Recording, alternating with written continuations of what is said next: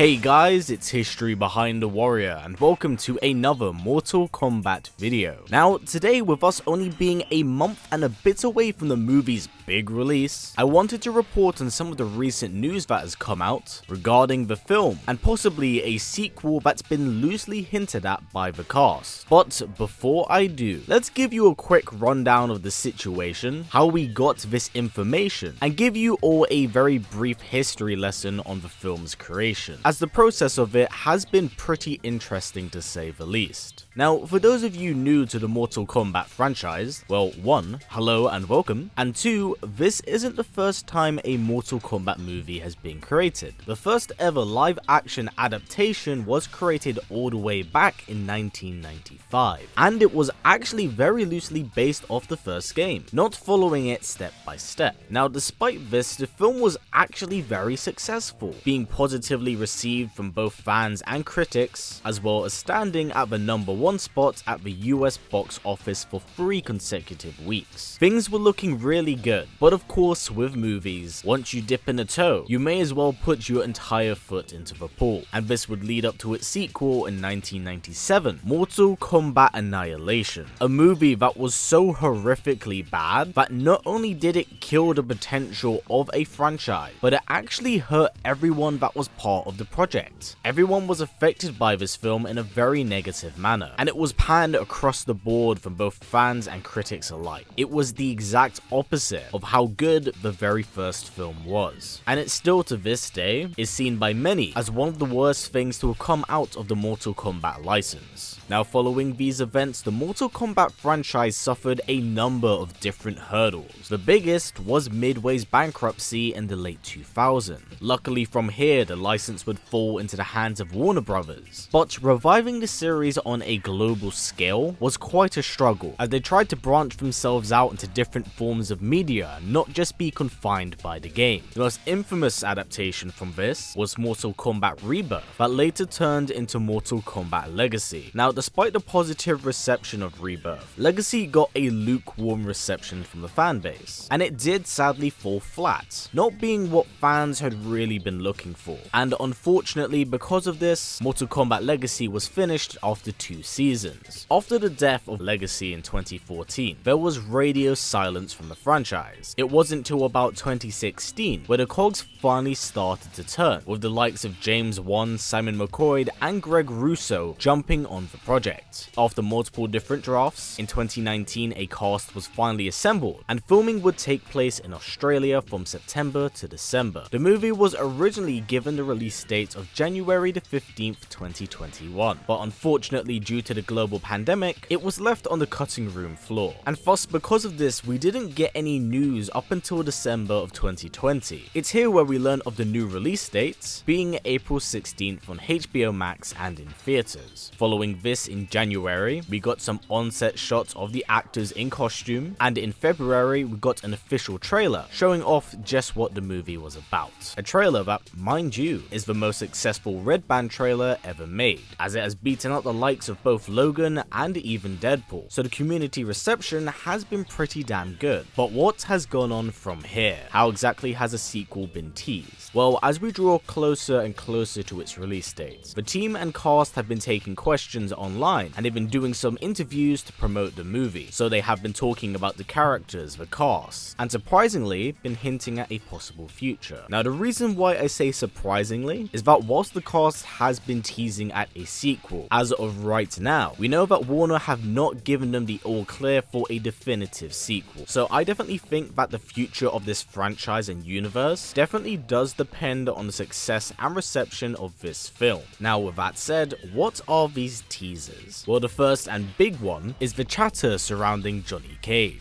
Now, Johnny Cage has been in huge demand ever since this film was announced, as he was part of the original trio in the first film. Another reason why Johnny has been so high in demand is because he's an old school legacy character, and the push that the character received during the start of Mortal Kombat X, which, whilst focusing on a new generation of characters, helped elevate the Cage family and push them to the front lines. Now, despite this, Cage is not actually a part of the main lineup for this movie, and understandably, fans fans are asking, where is the star of Ninja Mind? Well, on Twitter, once the trailer dropped, there were many questions thrown at Todd Gardner's way, one of the producers of the film, and it's very clear and apparent here that Todd is indeed interested in the character, even going so far on Twitter to say that whilst Johnny Cage isn't featured in this movie, he apparently does exist in this universe. So there is indeed hope for the action star. Todd even went so far to somewhat hint at the idea of a spin-off movie, but I will say for the time being, please take this as a tease. The film hasn't even come out yet, so let's not get a little bit too ambitious. Now, another tease at a possible future was a tweet that Todd Gardner put out, showing off the huge cast of characters from Armageddon. As we can clearly see here, he is scoping out the possibilities and teasing what can be if everything does pan out, which does mean that the likelihood of Cage being in the next film is very, very high.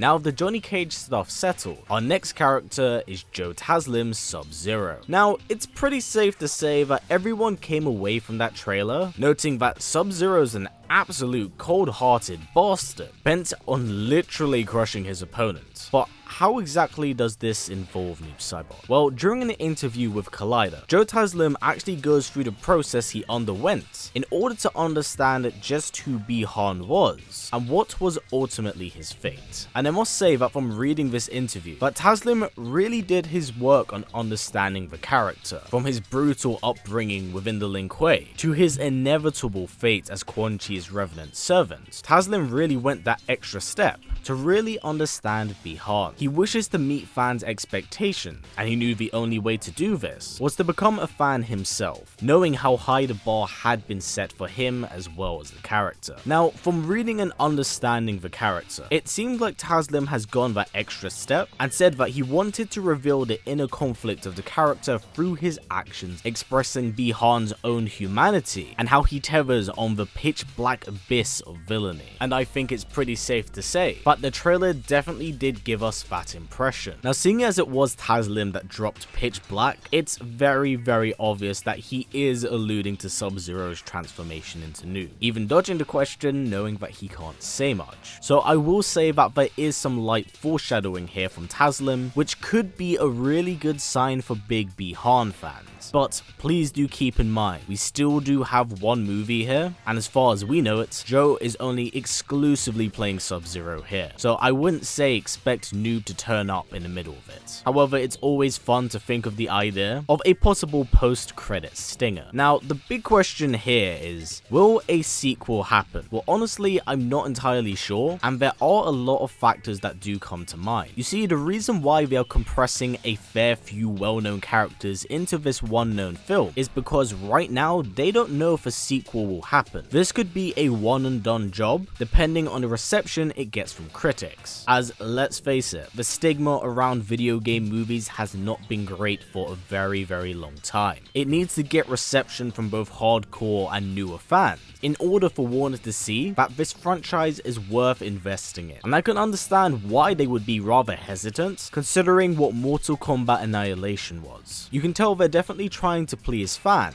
and appeal to newer individuals, which is why they even included the new original character, Cole Young. It's honestly up in the air, but I do want to point out the good and the bad right now. The good has definitely been the reception from fans. Beating out the likes of Deadpool and Logan is truly a very impressive feat, and does allow Warner to see that yes, there is indeed an audience that's out there that is interested in the brand and product. But a huge downside right now is the global pandemic itself. You see, whilst it may be coming out in theaters and HBO Max, the streaming service isn't available all across the world, and thus limits many different countries, as their cinemas and theaters are still closed. Now yes, I could be overthinking here, but a great example of this going horribly wrong is Wonder Woman 84. Now, regardless of what you think about that film or its quality, the film was marketed like crazy, being spearheaded at DC fandom. It should have made a lot of money, but of it being relegated to the HBO Max streaming service, Wonder Woman 84 actually actually didn't break even, and it is in fact a financial loss for the studio, so I can understand why Warner would be rather weary. It's just a shame to me that there's so much riding on this film when it's coming out at such a problematic time. So my fingers are absolutely crossed for this film, because I would like to see the Mortal Kombat franchise on the cinematic stage. There's a lot of lore and material to work with, so it could really happen, but ultimately right now with the state of the world, things are unsure and everyone's quite uneasy. But for now, that's everything I did want to say in this video regarding all the information we do currently have about a sequel, as well as what's going on with Johnny Cage and Noob, because these are two characters I would love to see in a sequel. But first things first, let's see how the first one pans out. Now, what are your thoughts on the film currently? Who are you the most excited to see? And most importantly, who would you like to see make an appearance in a possible sequel? Please do comment down below, as I would love to hear what you all have to say. But for now guys, that's it from me. So if possible, before this video wraps up, please let's get this video to about 500 likes, and please do not forget to tick that bell, as it will keep you all up to date with my content. Plus, we do have the history of Kintaro coming out later this week, and you definitely don't want to miss out on that. But for now guys, as always, please comment, like, subscribe, and share this video with everyone you know. Please take care, and I will see you all next time.